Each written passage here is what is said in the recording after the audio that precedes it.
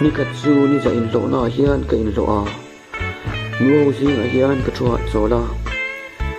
nu ho hing a nu pakat chuan thiam nu la li chu a min lo thiam te u vo in ni chu kadam lawa kaluana a tanwam sam lawa kan chung pu kan boya ti in mi acha ren maya ti in alo sei bara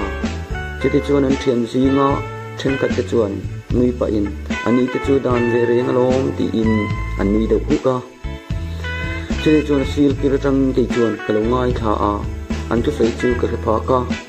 ti hian ka ngai tu tha a ani thei khop mai mi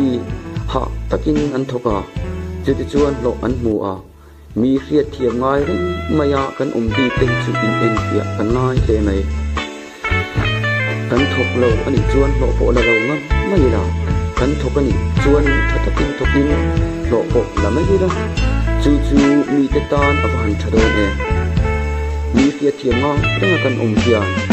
kan nuna krista me la lang lo mai ni lovin mi te tan mi kan ni thagin mi te tan mi kham kan ni thei hi han don ve te le